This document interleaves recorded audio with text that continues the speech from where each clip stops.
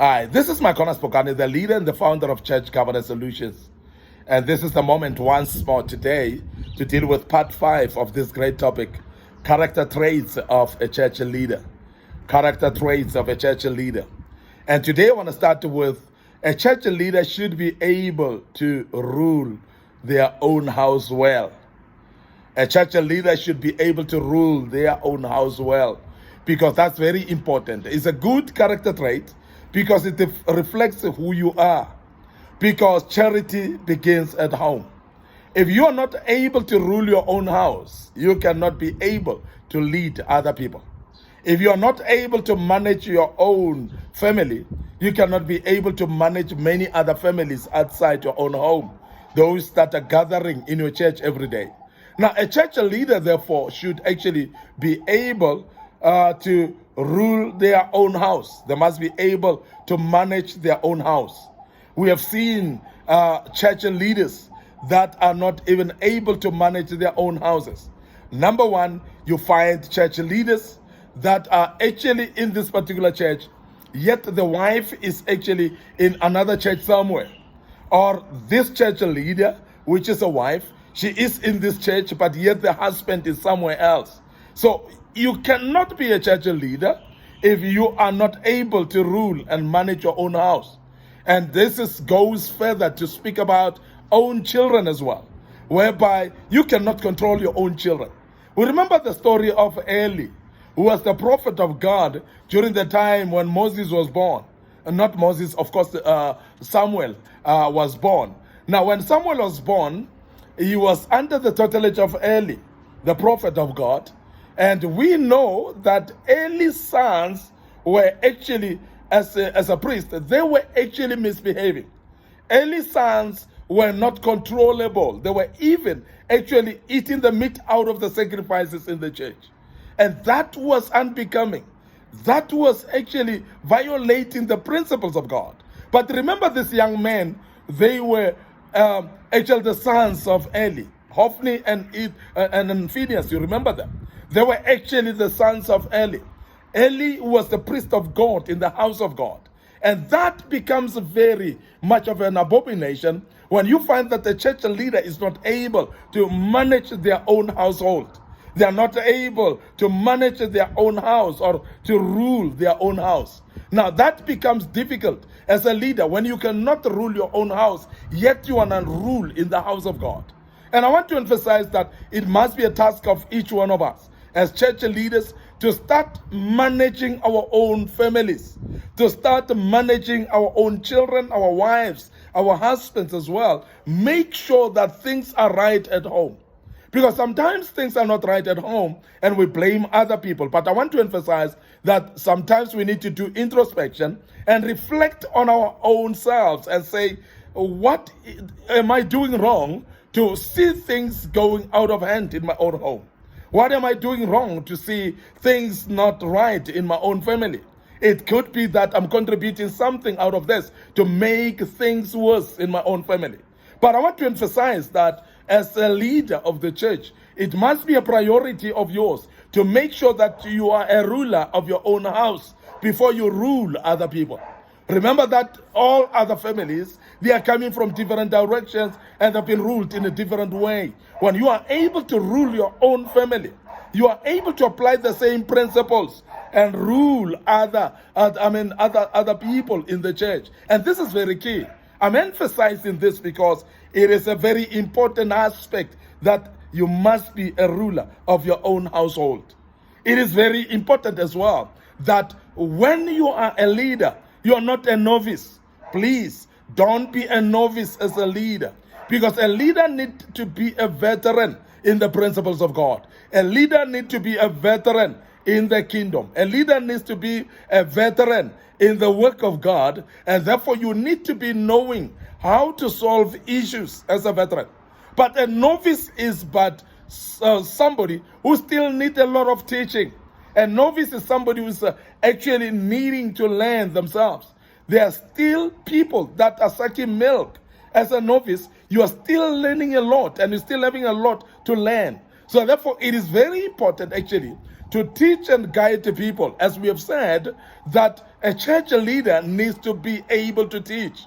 So therefore, it is difficult for you to teach other people without you knowing anything. So as a novice, therefore, you must prioritize to be able to study and show yourself approved, to learn more and master the principles of God and master the word of God and become a veteran in the sense of learning. When we speak about a novice, we're speaking about somebody who lacks knowledge of a certain level in the church, and yet you are a church leader. And this is the one that I want to emphasize, that please, if you are a senior church leader, when you appoint leaders in the church, be careful not to appoint novices. Be careful not to appoint people that have got no knowledge. Be careful not to appoint people that have got no clue of how a church needs to be run. And that's very key, because when you appoint novices in the kingdom, you are going to fail to run actually the work of God, because the people that you deal with, they are novices. They don't know how to sort out issues. Remember that the church is actually dealing with people. It's dealing with different characters, with different individuals and so on. But as a character trait, you need not to be a novice. You need to be a veteran. And you need to have knowledge. You need to have wisdom actually that flows from the knowledge that you have. Because you cannot afford to be ignorant as a leader. And that is why it's very important that we emphasize that, please, let us make sure that you are not a novice, but you are somebody who's a veteran in the kingdom, and you are able to articulate things. Remember, there are times when you're going to judge issues of people. When people are going to bring their marriage issues, they are going to bring issues that are related to their children, issues that are related to their working place, and others are going to bring issues that are related to their business out there in the marketplace. So therefore, you need to be a veteran enough in order to be able to counsel people. And this is very key and very important that we emphasize as well, that you need to become a veteran in knowledge. And that comes with ability to have what we call a teachable spirit, ability to have a heart of learning. When you are having a learning heart and you're having what we call a teachable spirit, you are able to submit under teachings and learn and become matured earlier on, and therefore you are able as well to teach other people. Now, a church leader therefore should have knowledge. You cannot be ignorant and yet expect to be a powerful church leader. And that is why we emphasize that we need people that are learned, people that are knowledgeable about the principles of God, and they can be able to share those and teach others as well. Church leader, you need to have a good testimony, even to the outside people. I'm emphasizing this one because it's very important. Remember that as a church leader, you're not living 24/7 in the church. You are not actually confined to the congregation. You are living out in the community, and people know you, and people can identify you in the community. And moreover, we want to emphasize that you are a family person that is having a relationship with your own family members. Now, you cannot be a good person in church and have only good testimony in church, but yet you fail to have a good testimony out there in your own family. We have mentioned earlier that you must be able to rule in your own family. But then we go further to say you must have a testimony in the community as well. How does the community know you as a church leader? Are the community knowing you as somebody who's involved in stock theft in the community? Are you somebody who's involved in breaking people's marriages in the community? Are you somebody who is running a mafia group in the community, and yet you call yourself a church leader? Are you somebody who is disrespectful even in the community and undermining people in the community, and yet you want people to respect you? Are you somebody who is not having a testimony or a good reputation out there? Because you need to have a good testimony even in the community and have a good reputation by the people of the community. Now, if you are a church leader, the question is, how will the people in your community describe you? How will the people in your community explain who you are? Will they know that you're the good person that you are in church? This is very important. Because as a church leader, therefore, you must be seen as somebody who's exemplary in the community. Remember that the young and the old that are looking up to you, that would love to be like you one day. But are you that particular character that everybody desires to be like you? Are you that particular character that people love to be who you are, and they are interested in becoming who you are? And this is very key, and it's a very important question that we're asking. Because there are those of us who are actually missing out to become the right people in front of the community.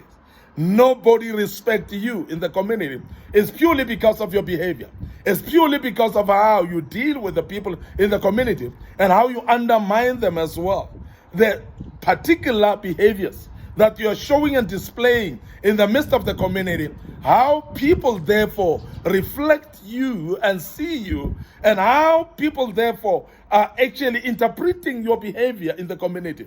That becomes very crucial, and therefore it can actually reflect on who you are. I want to emphasize that you need to have a good testimony, even to the outside people in the community. Wherever you are, please be careful of how you behave. Be careful of how you speak to people. Behave in a manner that is acceptable by the principles of God, and make sure that you are an honorable person at all times, and people can see God in you. This is very, very important. Before I check out right now, I want you to also visit our Facebook channel, Facebook pages, Micornus Phokane. Like that page, and the other page is Church Governance Solutions, CGS. So please like that page, and make sure that you also visit our YouTube channel and subscribe to that YouTube channel. Make sure that you become part of it, and you click the notification as well there, that you will be notified each time we have posted a video of teaching, and we know that you'll learn out of it. May the good Lord bless you. Allow me right now to say cheers for now.